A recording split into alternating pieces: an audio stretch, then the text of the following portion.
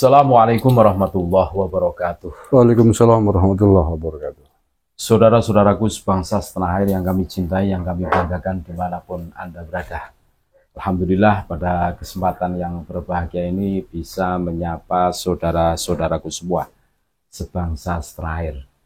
Dan Alhamdulillah pada kesempatan kali ini kami bersama dengan Gus Mar. Bagaimana kabarnya Gus? Alhamdulillah. Sehat? Kang Ujo sehat. Alhamdulillah. Oke. Mudah-mudahan pemirsa semuanya juga sama dalam keadaan sehat walafiat. Amin ya rabbal alamin. Ini mumpung ketemu dengan Gus Mar ya. Ini ada video yang menarik ini Gus. Dari Jenderal Dudung Abdurrahman. Oh, Pak Dudung. Iya, Pak Oke. Dudung. Pak Jenderal Dudung. Apa itu komentarnya? Pada saat itu podcast di apa itu ditanya tentang polemik nasab ini. Ini ada yang menarik ini. Coba diputar. Kita dengarkan dulu ya Gus. Oke. Nanti dikomentari gimana ini. Jadi begini Mas, memang kan ditemukan oleh Kiai Imad itu berdasarkan hasil dari survei bahkan penelitian ya tesisnya beliau itu diketemukan bahwa tidak ada garis keturunan dari Rasulullah, yang saat ini ada Habib yang mengatakan keturunan dari Rasulullah. Dan akhirnya kemudian berita itu ramai lah ya. Dan, tapi secara akademis memang diteliti itulah oleh Kiai Imad itu. Dan saya pernah ketemu dengan beliau juga di perjuangan Wali Songo Indonesia itu di PBI. Ya, jadi ya, beliau hanya ingin meluruskan sehingga inginnya bahwa umat Islam tidak mengkultuskan kepada salah satu kaum. Kan begitu. Ini kaitannya masalah pertahanan. Jadi itu pemaparan dari Pak Jenderal Dudung Gus. Pada saat ditanya tentang polemik nasab ini, tentang Kiai Imad, tentang tesis Kiai Imad, ini menarik. Ini gimana ini menurut Gus Mar ini? Ya, terima kasih Kang Bejo. Jadi pertama mungkin perlu kita tegaskan kembali ya bahwa beliau ini Jenderal Dudung adalah salah satu anggota penasihat presiden. Yang dulu Watimpres lah, hari ini namanya Dewan Penasehat Khusus Presiden Republik Indonesia. Hari ini ya Pak Prabowo. Dan alhamdulillah beliau juga telah masuk dalam jajaran Dewan Penasehat Perjuangan Wali Songo Indonesia Laskar Sabilillah Pusat.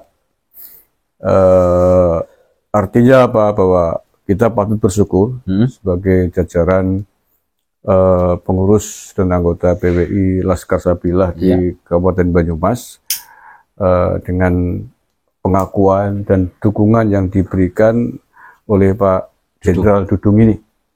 Dan tidak hanya Pak Dudung, saya kira banyak sekali mantan pejabat yang telah menyatakan bergabung dengan Laskar Sabilillah. Artinya bahwa apa yang selama ini diperjuangkan oleh Gus Abbas, oleh Kiai Imad, oleh kita semuanya bukan persoalan pere-pere, bukan persoalan kecil, bukan main-main.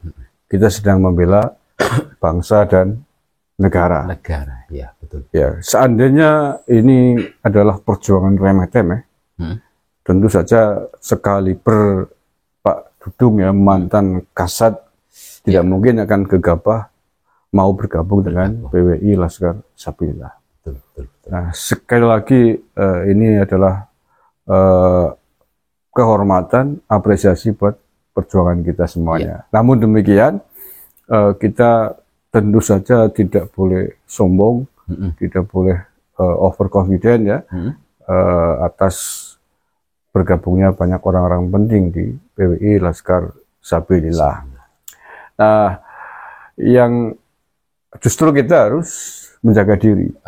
menjaga diri, itu nama semua. baik PWI Laskar Sabilah di semua levelnya, Ya. baik di tingkat pusat, di tingkat provinsi, di tingkat kabupaten, agar hati-hati di dalam bergerak, di dalam melakukan aktivitas. Jangan sampai kemudian saking semangatnya gegabah seradak seruduk cara wong Banyumas, Geradak geruduk yang tanpa arah, tanpa komando, yang pada akhirnya bisa mencemari nama baik organisasi yang sekian lama, ya walaupun belum lama sekali ya, tapi telah kita perjuangkan berdarah-darah sampai kepada titik ini, walaupun baru 2 tahun berjalan ya, alhamdulillah.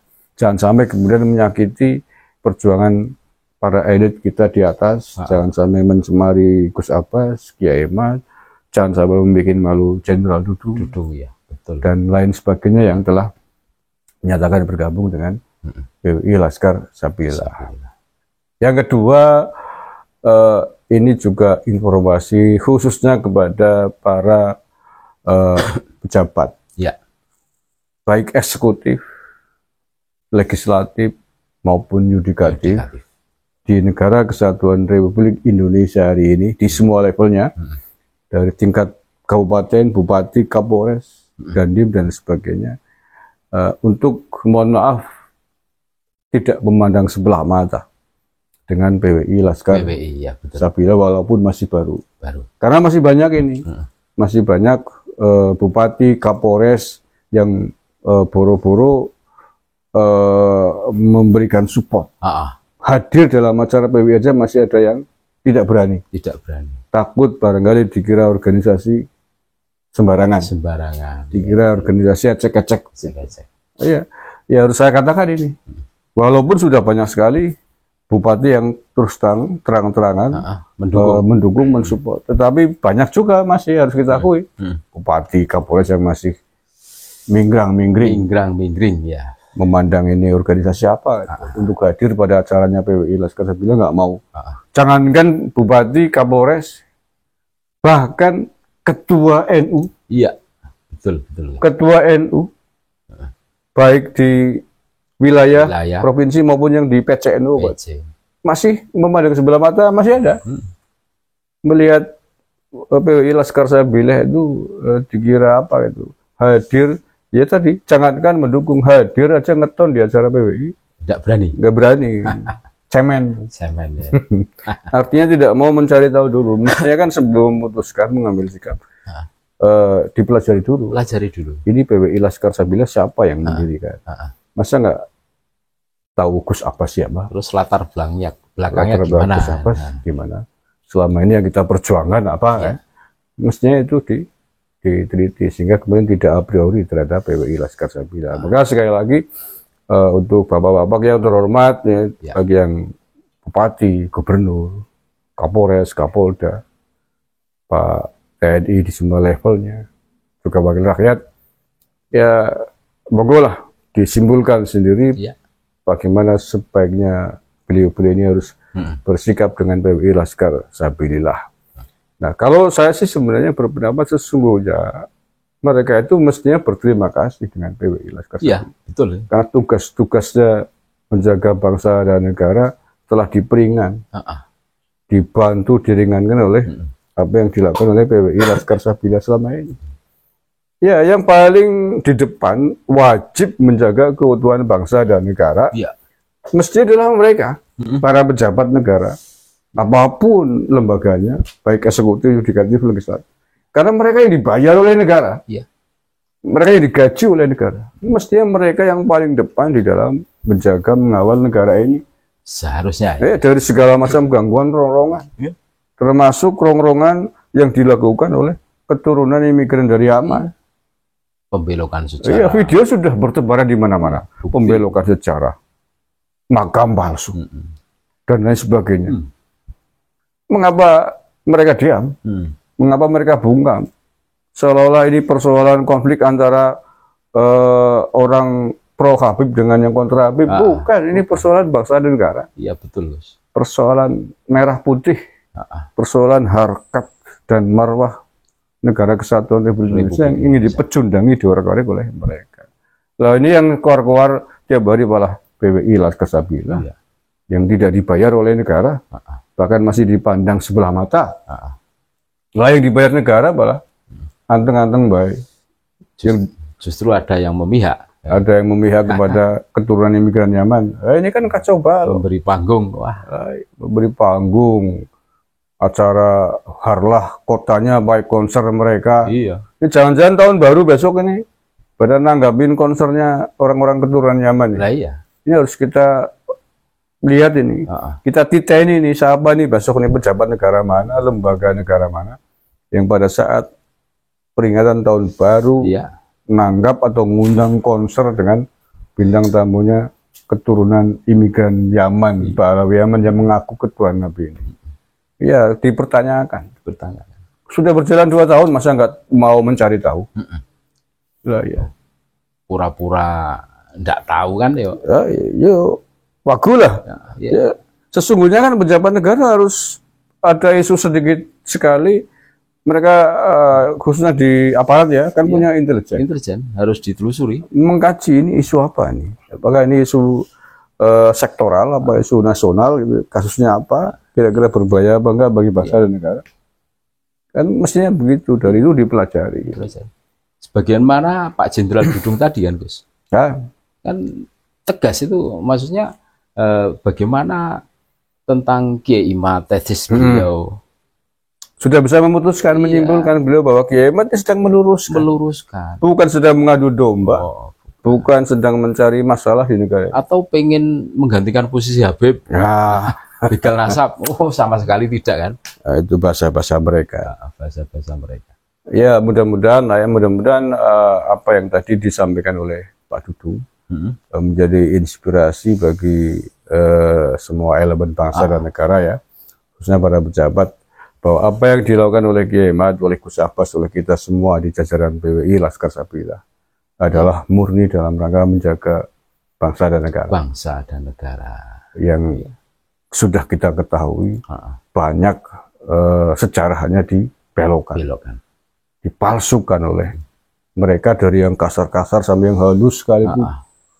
Dari sejarah NU, sejarah bangsa dan negara, Jatma, merah putih, pahlawan kita, tokoh-tokoh kita dipotong, dibelokkan silsilahnya.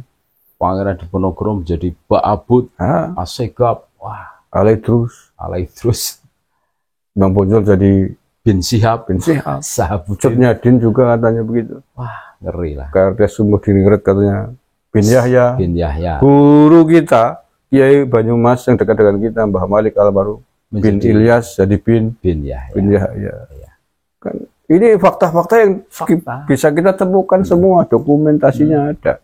Bukan cerita bohong. Ada buktinya. Bukan kabar burung. Nah, itu kan salah satu contoh lah ya. Banyak kalau kita kupas juga cukup 1 hari 1 malam mungkin kita ngomong ini. Makanya polemik nasab ini tidak kelar-kelar ya Gus. Ya, terus sebelum selesai, sebelum negara bertindak, turun tangan, ya saya kira nggak akan kelar. Nah, mudah-mudahan negara dalam waktu dekat segera mengambil sikap. Ambil sikap tegas. Ini sebenarnya kasus apa sih? Sebenarnya masalah apa sih? Bahaya apa tidak bagi bangsa dan negara? Dari polemik nasabnya, polemik sejarahnya, polemik catatan genetikanya, DNA-nya. Apa susahnya negara misalkan memutuskan seluruh habaib di Indonesia, ketua-ketua marganya dikumpulkan, ambil darahnya, tes DNA, kan punya otoritas, punya wenang. Kalau nggak mau suruh pulang aja ke tanah asalnya sana. Ke Tarim sana. Atau kalau perlu suruh jihad ke Suriah sana. Loh ya katanya ngaku cucu Nabi. Saya kira itu tanggapan saya. Kang Bejo. Terima kasih Gus Par atas ngobrol-ngobrolnya pada kesempatan kali ini. Mudah-mudahan ini menjadi inspirasi buat pejabat-pejabat yang masih bingung ya Gus. Ini apa yang disampaikan Pak Jenderal Dudung itu jelas. Dan kapasitas Jenderal Dudung bukan ecek-ecek. Mantan Kasat. Dari ini penasihat khusus Presiden. Penasihat. Dulu Watimpres ya Gus. Ya dulu nama lembaganya. Hari ini penasihat. Sekarang penasihat. Jangan bilang Watimpres, jadi ingat seseorang. Oh iya. Di Pekalongan sana. Terima kasih Gus Par atas sama-sama. ngobrolnya, dan terima kasih banyak. Tetap NKRI harga mati, Nusantara milik kita. Assalamualaikum warahmatullahi wabarakatuh. Waalaikumsalam warahmatullahi wabarakatuh.